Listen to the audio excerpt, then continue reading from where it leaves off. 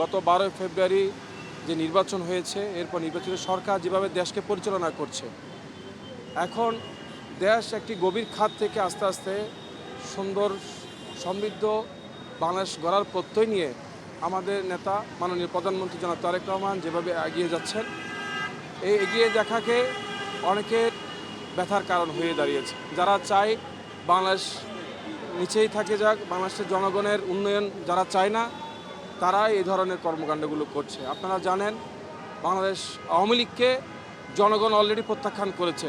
ছাত্রলীগ একটি নিষিদ্ধ সংগঠন হয়ে গেছে। জনগণ তাদেরকে ইতিহাসে আস্থা করে নিক্ষেপ করেছে। শুধুমাত্র জুলাইয়ের যে ছাত্রদের উপর তারা যে অত্যাচার, অন্যায়, নির্যাতন, বর্বরোচিত হামলা করেছে, গত 17টি বছর যেভাবে গণতন্ত্রকে তারা টুটি চেপে ধরেছে, এই ব্যাপারগুলোতে তারা আজ দেশের কাছে ঘৃণিত, জনগণের কাছে ঘৃণিত, আমাদের ছাত্র সমাজের কাছে তারা ঘৃণিত। আমরা চাই দেশ একটি শান্তি শৃঙ্খলা বজায় রেখে দেশের উন্নয়ন, গত 17টি বছর যেভাবে বাধাগ্রস্ত হয়েছিল, দেশ যেন উন্নয়নের পথে এগিয়ে যায়।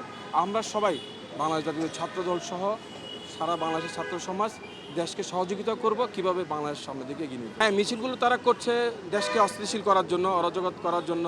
বিভিন্ন জায়গায় তারা এই ধরনের মিছিল, গুপ্ত মিছিলগুলো করছে। আমাদের আইনশৃঙ্খলা বাহিনীকে আমরা অবহিত করছি এবং তাদের দৃষ্টি আকর্ষণ করছি। ওনারাও চেষ্টা করছেন। ইনশাল্লাহ সামনে এই ধরনের মিছিলগুলোতে আইনশৃঙ্খলা বাহিনী চেষ্টা করবেন ওদেরকে আইনিগত ব্যবস্থা নেওয়ার জন্য। অবশ্যই পুলিশের পক্ষ থেকে অবশ্যই আরও বেশি তৎপর হতে হবে। পুলিশ এই জায়গায় অনেক দুর্বল হয়ে আছে। আমরা কেন জানি না কোন সুতোর টানে ছাত্রলীগ মিছিলগুলো করছে।